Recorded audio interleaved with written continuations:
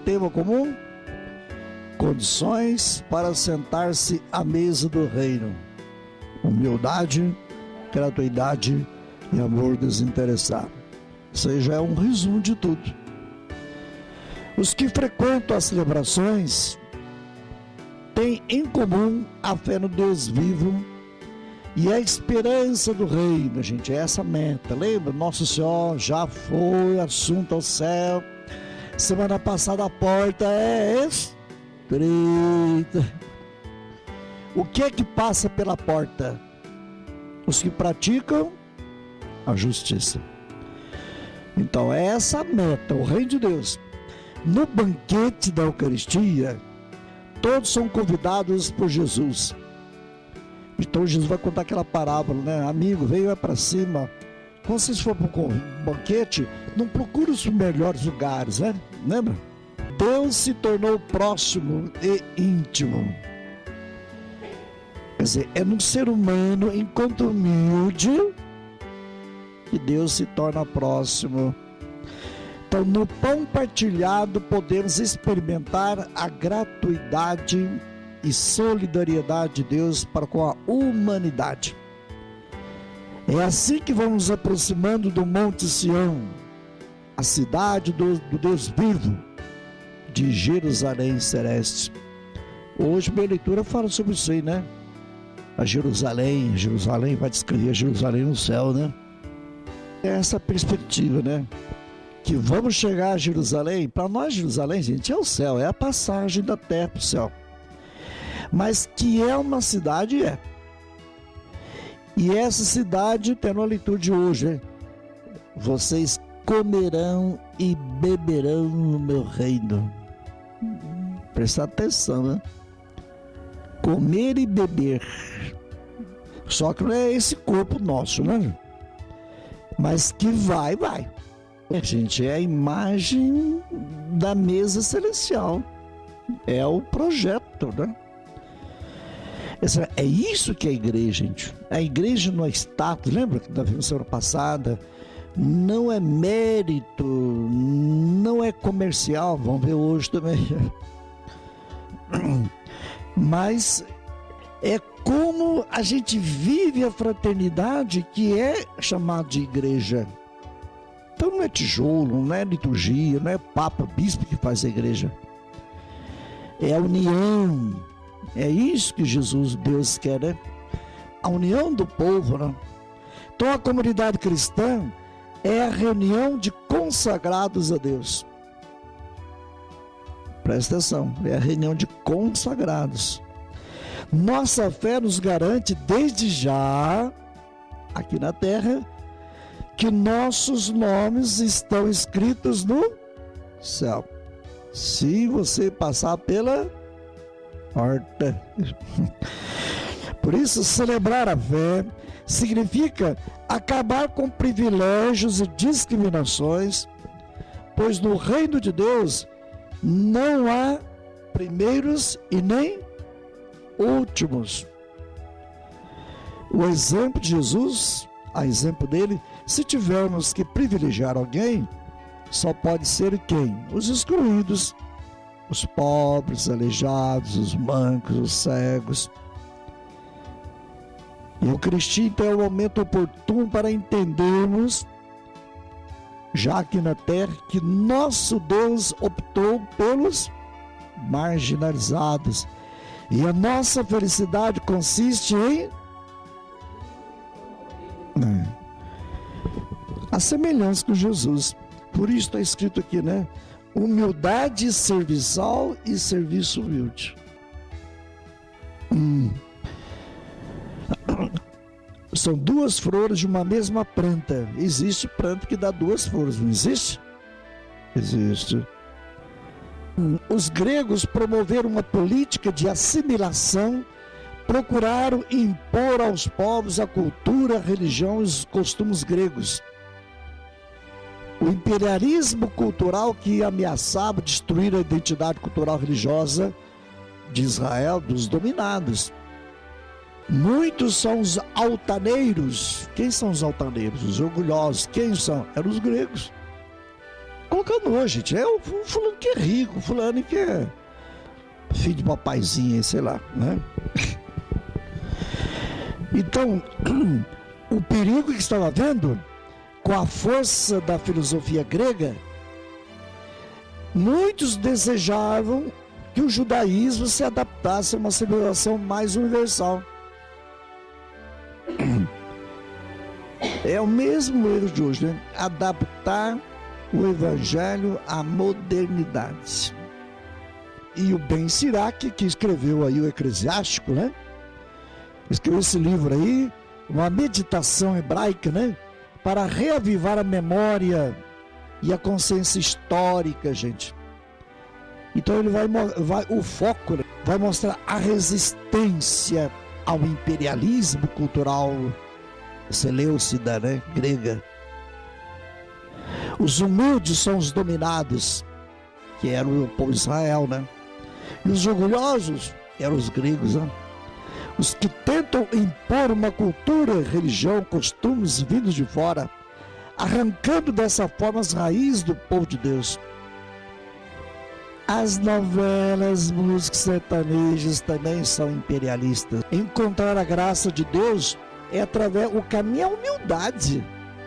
O caminho não é através do poderoso, que eram os gregos. A humildade nasce da constatação que só Deus é absoluto. Então não é a filosofia grega ou americana hoje, o poder do Senhor que é grande. E fazer-se pequeno é reconhecer a grandeza de Deus e confiar nele. É a pessoa desse tipo que Deus glorifica. Aí vocês vão lembrar então, como Nossa Senhora falou, né? Que Deus olhou a humilhação de sua serva, e o Todo-Poderoso realizou grandes obras em meu favor. Esse meu favor não é ela. Em favor do povo humilde, massacrado pelo imperialismo, né? Cultural, político, é lógico, tudo. Gente, isso que é consciência de pobre. Quando se fala em pobreza da Bíblia, gente, tem nada a ver com dinheiro. Mas nada. Então ele vai viver pelo dinheiro e para o dinheiro. Agora, quem vive pelo dinheiro e para o dinheiro não é mais pobre. O mal do orgulhoso não existe remédio. É uma planta de pecado que está enraizada nele. Não é isso? É uma planta ruim. O orgulho vem da autossuficiência. E essa autossuficiência vai absolutizar uma pessoa, coisas, encargos e culturas. É o Deus, vai criando um Deus, a imagem e semelhança, né, do que ele é. Então, adorar esse Deus é adorar a si próprio. Então, os imperialismos de ontem e de hoje, no campo social, político, religioso, pautaram-se constantemente por esta regra, gente. O dinheiro é adorado hoje. Ninguém é capaz de fazer um crime por causa da misericórdia.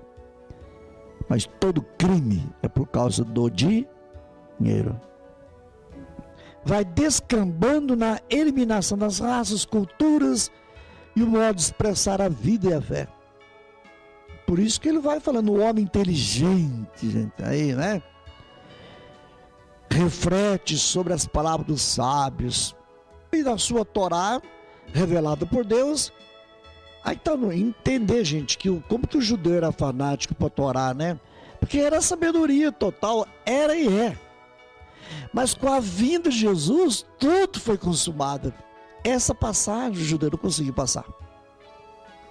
Eles ficaram com o texto do Torá. Ficaram com a Bíblia e jogaram Jesus fora. Isso foi o problema. Mas Jesus falou, eu vim cumprir. Eu não vim tirar nem o A nem o E, lembra? Simplesmente eu vim cumprir o que os profetas, né, os patriarcas falaram. Só que eu vim completar. Não aceitaram esse cara com a Bíblia. Eles tinham uma certa razão, entender o lado psicológico aí, né? Agora faltou essa passagem, tá vendo? Páscoa aí. Então é na humildade, na simplicidade que residem o segredo da sabedoria e do êxito e da felicidade. Então nessa leiturinha aqui, ele está questionando toda a filosofia, a religião dos grandes, né? Ele vai falar grande é o poder de Deus. E Deus vai, né? E ele é glorificado pelos humildes. Essa primeira leitura, então, ela vem afirmar que o orgulho é uma doença sem remédio, gente. E o que é humildade? É aceitar que Deus é poderoso, não é o dinheiro. Humildade vai se opor à autossuficiência. O eclesiástico, gente, é oposição, né? A humildade de um lado, que é dos judeus, dos israelitas, o povo de Deus, e o orgulho, né? A filosofia helênica, né? Seleucida, os gregos. Então, ser humilde é compreender que Deus é o absoluto. Portanto, abandonar o orgulho da autossuficiência, que vai absolutizando as convivências, as relações humanas. Gente, como que destrói, né? Todos os erros que vocês veem pela televisão, gente, é o dinheiro que está destruindo tudo. Não é só as queimadinhas, isso não é porcaria. Saber que a vida é uma graça, é um dom, saber dar e receber de graça. Então não é privilégio, não é título, né? Agora o Evangelho expõe as raízes da ganância e ambição, que vão gerando uma sociedade cada vez mais violenta, corrupta e injusta. A primeira leitura vai ensinar que o povo deve resistir. Resistir a todos os imperialismos que tentam apagar a nossa identidade cristã.